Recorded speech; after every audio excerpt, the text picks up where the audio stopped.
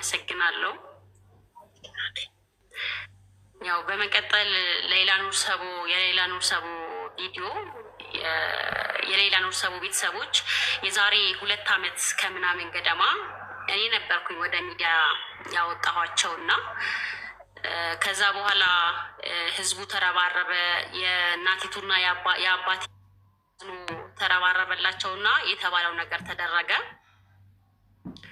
ከዛ ያው በቀደም እንግዲህ ሰሞኑ ህዝቡ እንደነገረሽ ቦሌ ኤርፖርት ላይ ስትገኝ ፋሲካቲውን መገኘት የለባትም ብሎ እሱ ለሌላ ቤተሰቦች መጀመሪያ አውጆ ነበርና በዛ እነሱን ፈርተውት እኔ እንዳልገኝ ተደርጊያለሁ እዛ ላይ ማለት ነው።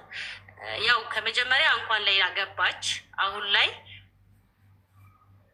ይሄን አክል እንትን አነጋጋሪ ሆኖ ወይም ደግሞ እኔ ለምን አልተጠራው እኔ ስሜ ለምን አልተነሳ ብዬ ሳይሆን ያው ህዝቡ ጥያቄ ለጠየቀው ጥያቄ እንትን ለማለት ያክል ነው፣ ለማብራራት ያክል ነው እና እንዳትገኝ እዛም ላይ እንዳልገኝ ተደርጊያለሁ። በመቀጠልም ደግሞ ላይቭ ላይ 20,000 ሰው ባለበት ሰው ደስታውን እየገለጸ እሷ ትግባ መጀመሪያ እሷ ነበረች ወደ ሚዲያ ያወጣችው ምናምን ሲሉ እሷ መገኘት የለባትም እሷ ከተገኘች እኔ እወጣለሁ አይነት የጥላቻ እኔና እሱ ያው የሌላ ኑር ሰቦ ጉዳይ ነው የሚያገናኘን።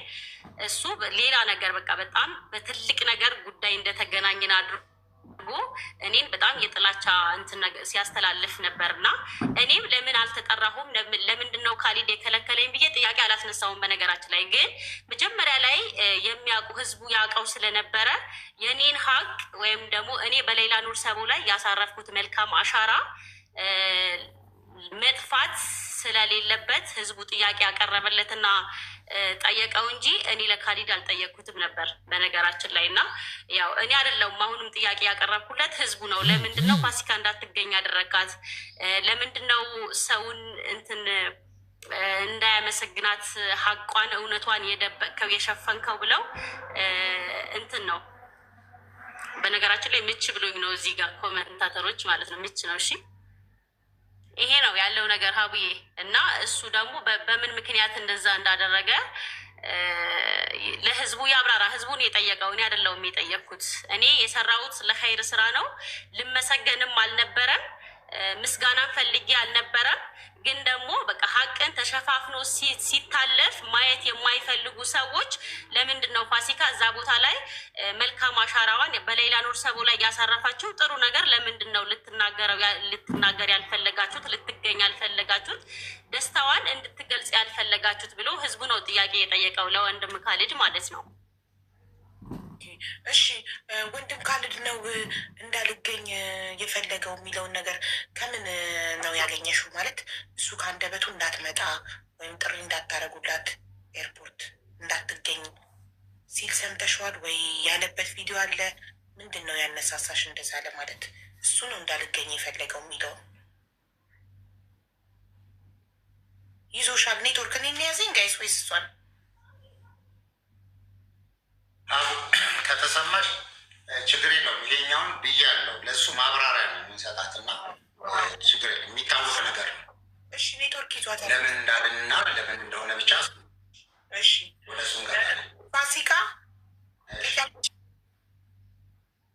ከጨርሽ ወደ ወንድም ካሊድ እንሸጋገር። አይ ቲንክ ኔትወርክ ወይኔ ነቀላት። ቆይ ስትመለስ ትግባ። አዎ ብሏል እኮ እኔ ያለበትን ስላልሰማሁኝ መጠየቅ ነበረብኝ። አዎ ብያለሁ። በቃ ካለ ኦኬ እሺ ትመለስና ትግባና ከዛ እንቀጥላለን። በሌለችበት እንዳይወራ ማለት ነው። ስለዚህ የእሷ ጥያቄ ለምን እኔ ኤርፖርት እንዳልገኝ ፈለግ ነው ጥያቄዋ። ስለዚህ ጀምሮ ያው ካልሰማች ድንገት ከምትደግምላት አይሻልም? ጋይስ ሞዴሬተሮች አስገቧት ከመጣች እና ከጻፈች። ኔትወርክ ነቅሏት ነው።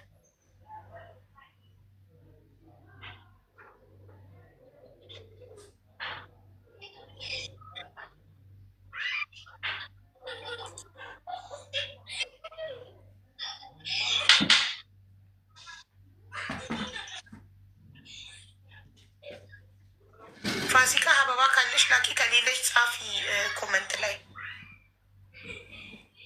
ኮድሽን ጻፊ።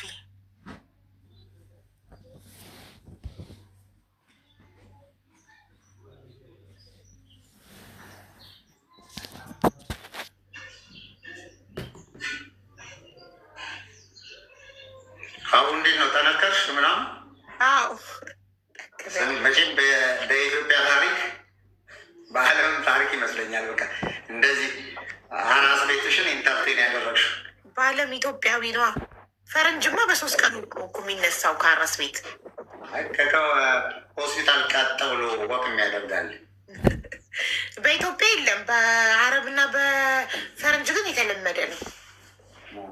ኖርማሊ ማለት የእኛ እናትና አባቶች እንግዲህ እናቶቻችን በተለይ ሲወለድ አራስ የሚባለው ትርጉም ምን ያህል በቃ እንደነበረ እስካሁን ድረስ እኔ የልጅነት አይምሮዬ እናቶች ወደ ሽንት ቤት ሲሄዱ ቢላዋ ተይዘው ከሰል ተይዘው ታውቂያለሽ ተብሎ ምናምን እና ደግሞ በጣም ደግሞ ከባህል ሁሉ በጣም የሚገርመኝ እንደው ይህን ከመለሽ ጎበዝ ነሽ። አንድ ሴት ልጅ ስትወልድ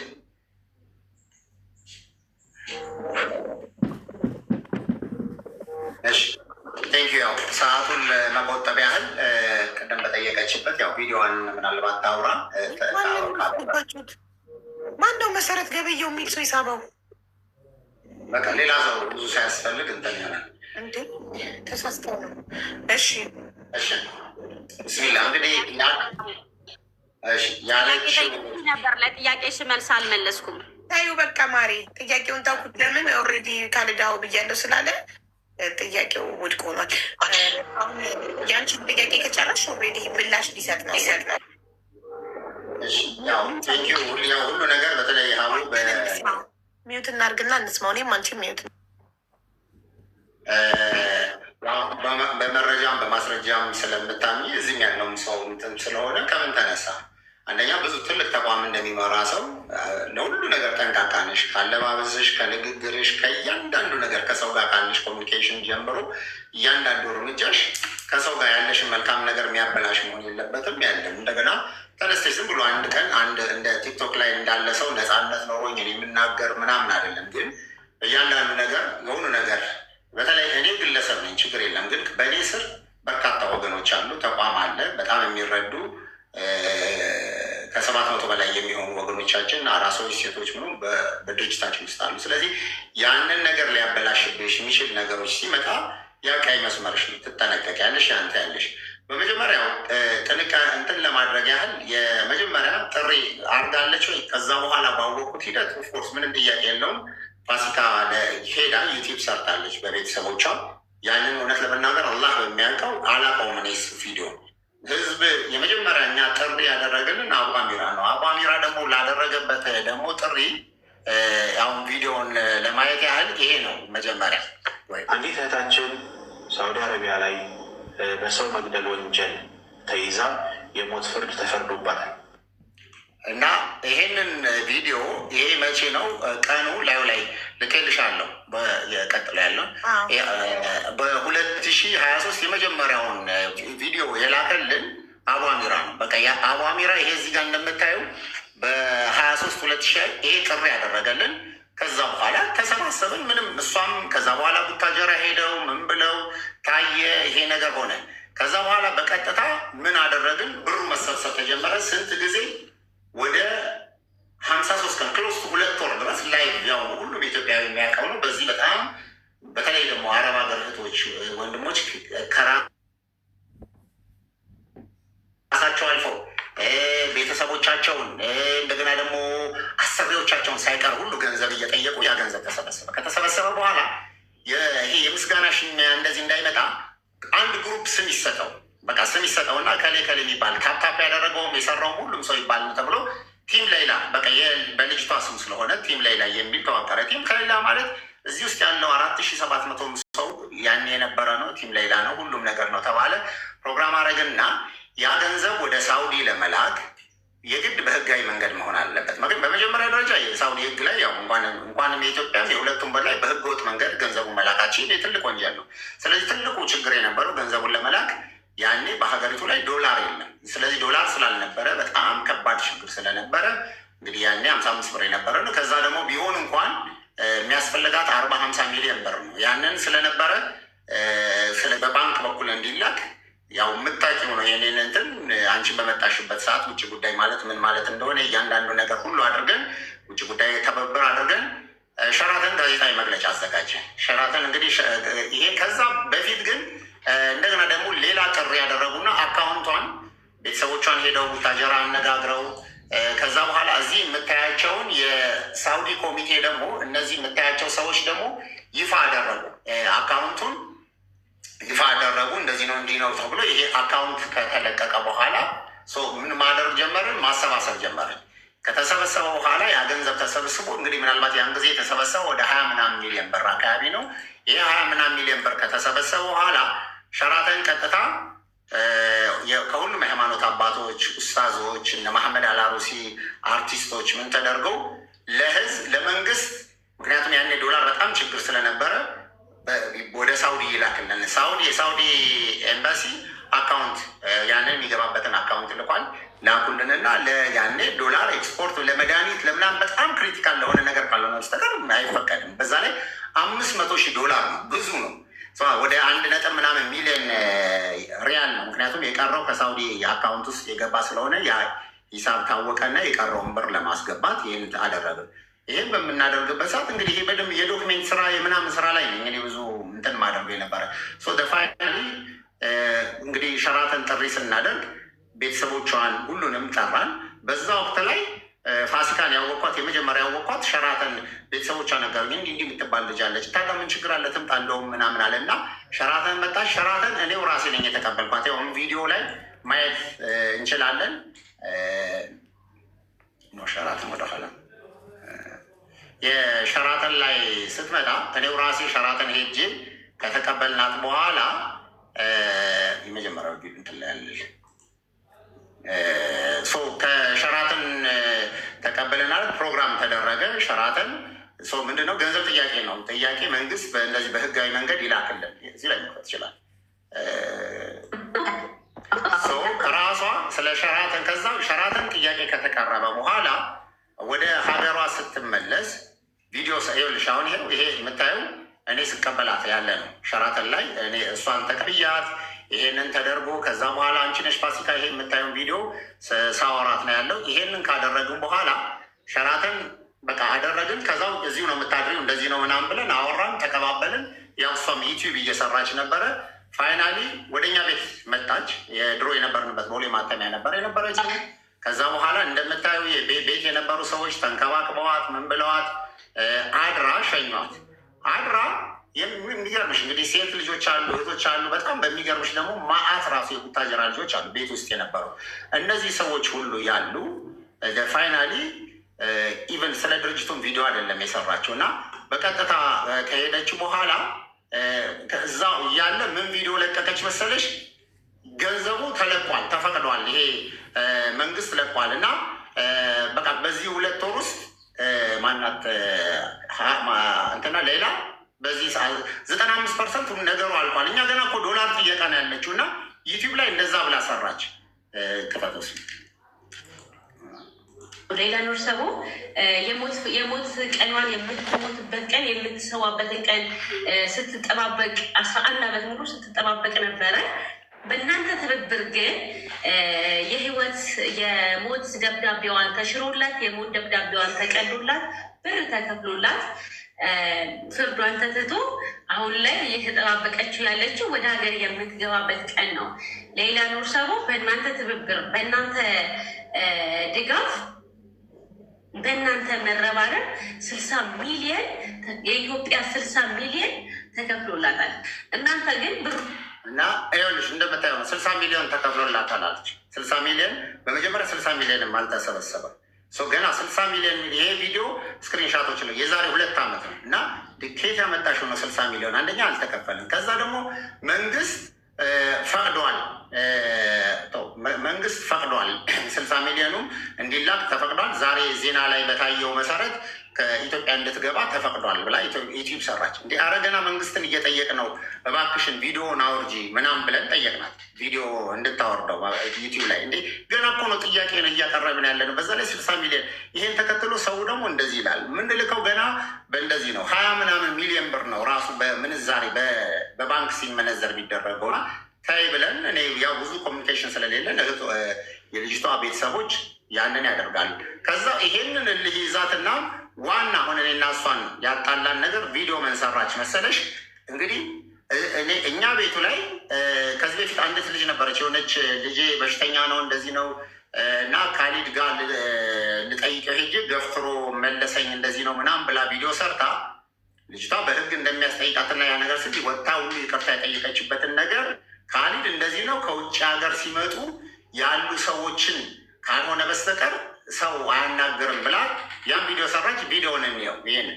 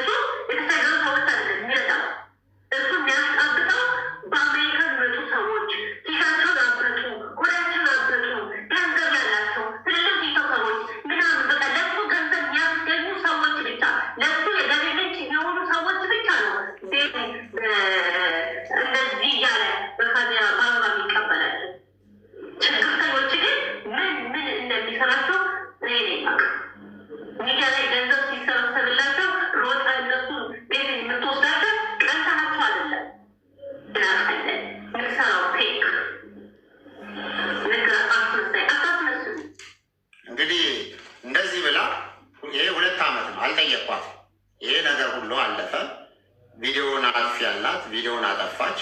ፋይናሊ ከዛ በኋላ ሀቡ ማመን የማትችያቸውን ቪዲዮዎች በልጅቷ ላይ መስራት ጀመረች። ቪዲዮ ማለት ምንም ስለ ልጅቷ መረጃ የላትም። እሷ እዛው ታጀራነት ያለችው በዛን ቀን ይሄን ሙሉ ቪዲዮዎችን በየጊዜው እየሰራች ማድረግ ጀመረች። እና ምንድነው ከኔ ጋር ሁሉ ያገናኛት? በዛ ላይ እንደው ድርጅቱ መጣ ያሁሉ ሚስኪን ያሁሉ አራስ ያሁሉ አይታ እንደው ልጆች ስለ ልጅ ድርጅቱ ቪዲዮ መስራት ሲገባት በእኔ ላይ እንደዚህ ሆና ሰራች። ከዛ በኋላ ምን ሆነ መሰለሽ? እርስ በርሱ የሚጣረስ ለምሳሌ ዛሬ ብሩ ገብቷል ብላ ብሩ ገብቷል ሳውዲ እኔ ነኝ ምናምን ብላ ትላለች። አሁን ያቸው የሰራቻቸው ከዛ በኋላ ያሉ ቪዲዮዎች እና ቤተሰቦቿ ታግተዋል ምን ብለዋል ብላ ቪዲዮዎችን ትሰራለች። ከዛ እንዲ የት ነው ቤተሰቦቿ የታገቱት? የት ነው የሚሆነው? በሆል ይሄ ሁሉ ሚዲያ ላይ እና አንቺ ጋር ድረስ የመጣው ቪዲዮዎች የተሰሩት በእሷ ምክንያት ነው። ይሄንን ደግሞ በማስረጃ ሙሉ ለሙሉ ያው ማየት ይችላለ። ይሄ ችግር አሁን ስሉ ሌላ ነው ሰባው ትጥላለች። የት እንዳለች አይታወቅም። እስር ቤት ናት ይባል እንጂ እስር ቤት ትሁን ትሙት ትኑር እናንተ የምታውቁት ነገር የለም። እኛ የምናውቀው ታሪክ የለም። በቃ 60 ሚሊዮን ተጠይቃለች። ማስረጃው ማኒ ገንዘብ ሞላ። ከዛ በኋላ የሟት ቤተሰብ እንደዚህ ተባላለ፣ የገለመኔ ቤተሰብ እንደዚህ ተባላለ።